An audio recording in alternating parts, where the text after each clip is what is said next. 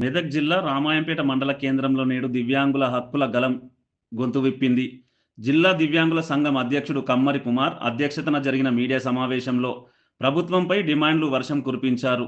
ముఖ్యంగా స్థానిక సంస్థల ఎన్నికలలో తమకు సముచిత స్థానం కల్పించాలని వారు కోరారు.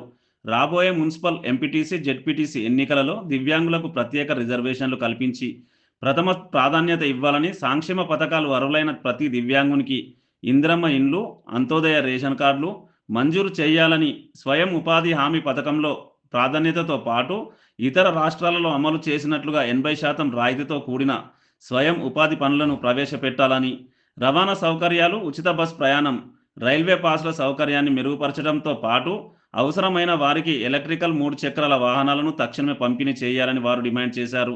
జిల్లా కేంద్రంలో దివ్యాంగుల కోసం ప్రత్యేకంగా వికలాంగుల భవనం నిర్మించాలని, తెలంగాణ ప్రభుత్వం తమ పట్ల ఎందుకు వివక్ష చూపుతుందని దివ్యాంగుల సంఘం నాయకులు తీవ్ర ఆవేదన వ్యక్తం చేశారు. ఇప్పటికైనా ప్రభుత్వం స్పందించి తమను ఆదుకోకపోతే ఆందోళనను ఉధృతం చేస్తామని దివ్యాంగులు మెదక్ జిల్లా అధ్యక్షులు పాషం రమేష్, ఉపాధ్యక్షులు వసురాం నాయక్, జిల్లా మహిళా అధ్యక్షురాలు జాజుల గంగమ్మ, జిల్లా గౌరవ అధ్యక్షులు గంగాపురం సంజీవులు, పాతూరి శ్రీనివాస్, టి ఎల్లంతో పాటు తదితరులు హెచ్చరించారు. TSG news, Ramayampet. మీటింగ్ పెట్టుకోవడం జరిగింది. మాకు మేనిఫెస్టోలో పెట్టినట్టు 6,016 రూపాయలు పెన్షన్ వస్తలేరు. ప్లస్ ఇంకోటి మెయిన్ ఏంటంటే, ఇప్పుడు మొన్న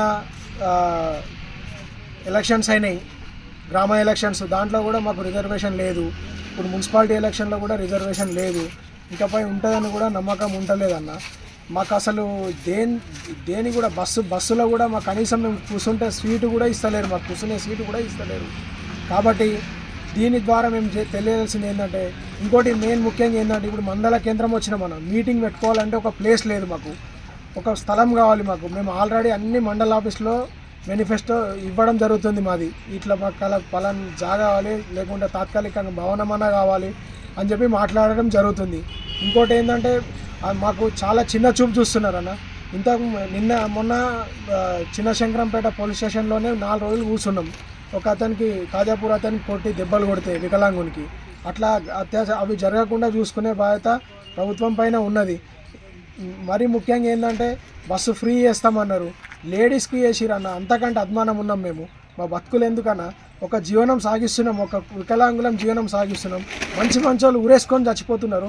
అంతకంటే మంచిగా మేము బతకాలని మేము పిల్లలను కానీ మేము చేసి ఇట్లా రోడ్ల మీద తిరుగుతుంటే మీకు ఎంతవరకు సమంజసం అనిపిస్తున్నది?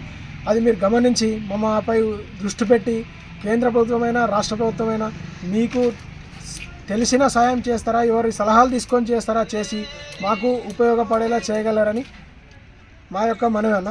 ధన్యవాదాలు. నమస్కారం. నా పేరు వాసరాం, చేగుంట మండలం. మాది. నేను స్థానిక సంస్థల్లో వార్డు మెంబర్కి గెలిచాను. కానీ నాకు ఉప సర్పంచ్ ఇస్తామని చెప్పేసి మా విలేజ్ వాళ్ళే, మీకు ఉప సర్పంచ్ ఇస్తే మీకు పింఛన్ కట్ అవుతుంది, అది కట్ అవుతుంది, మీకు బిల్లు రాదు, అది రాదని చెప్పేసి మా విలేజ్ వాళ్ళే చెప్పడం జరిగింది.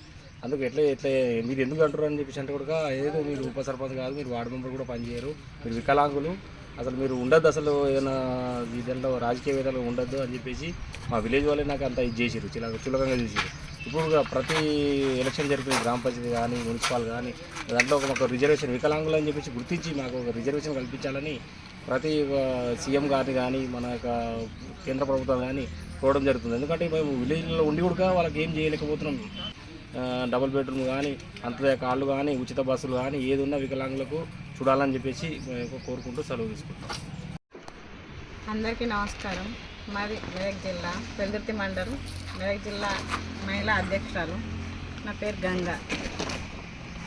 అందులకు ఏది కరెక్ట్గా ఏది వినియోగిస్తలమైనా కానీ ఏది ఫ్రీ మాకు ఉండే లేదు. మళ్ళీ సర్పంచ్ ఎలక్షన్లో అందులో రిజర్వేషన్లు ఇవ్వలేదు. మళ్ళీ ఇందిరమ్మ భవన్లు ఇస్తున్నారు, అవి లేదు.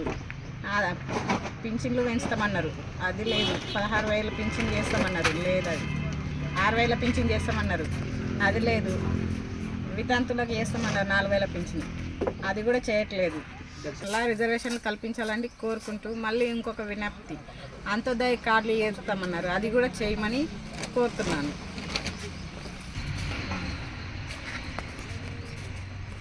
జిల్లా కమిటీ, దివ్యాంగుల కమిటీ మన రామాయంపేటకు వచ్చినటువంటి భారత రాష్ట్ర సమితి అధ్యక్షుడు రమేష్ అన్న గారికి, అదేవిధంగా మహిళా అధ్యక్షురాలు గంగ గారికి, అదేవిధంగా చేగుంట మండల అధ్యక్షుడు వదరామన్న గారికి, రామంపేట మెదక్ జిల్లా గౌరవ అధ్యక్షుడు సంజీవన్న గారికి, పాతూరు చిన్నన్న గారికి, కచ్చినటువంటి అందరికీ గౌరవ పెద్దలకు అందరికీ నా యొక్క ధన్యవాదాలు. ఈరోజు దివ్యాంగులకు రాజకీయ పార్టీలు పట్టించుకోవడం లేదు. గత సెంట్రల్ గవర్నమెంట్ కూడా అప్పుడు హామీ ఇచ్చారు, మేనిఫెస్టోలో పెట్టారు, దివ్యాంగులకు రాజకీయ రిజర్వేషన్ కల్పిస్తామని చెప్పారు. ఆ సెంట్రల్ గవర్నమెంట్ ఫెయిల్ అయిపోయింది. ఆ తర్వాత స్టేట్ గవర్నమెంట్ కూడా మనకు రాజకీయ రిజర్వేషన్ కల్పిస్తామని చెప్పారు. గత సర్పంచి వార్డు మెంబర్ ఎలక్షన్లో కూడా మాకు ఖచ్చితంగా మీకు 5% ఇస్తామని చెప్పి మా మేనిఫెస్టోలో కూడా పెట్టారు. అప్పుడు మాకు సర్పంచ్కి ఒక వార్డు మెంబర్కు మాకు అవకాశం వేయలే, ఒక సర్పంచ్కి కూడా మాకు అవకాశం వేయలే. అదేవిధంగా మళ్ళీ ఇప్పుడు మున్సిపాలిటీలో తీయాలి. అది ఇచ్చిన చోట ఏ గవర్నమెంట్ మాకు కాదుకుంటే ఆ గవర్నమెంట్ మేము మద్దతుగా తెలపడానికి మేము సిద్ధంగా ఉన్నాం. అదే ముఖ్యంగా ఏంటంటే మాకు ఖచ్చితంగా రాజకీయ రిజర్వేషన్ మాకు కల్పించాలి. లేని ఏడల పెద్ద ఎత్తున ఢిల్లీలో జంతర్ మంతర్ పెద్ద ఎత్తున ధర్నా చేస్తాం. ఆ తర్వాత హైదరాబాద్లో దిగ్బంధం చేస్తాం. ఇది జిల్లా కమిటీ తీర్మానం. జై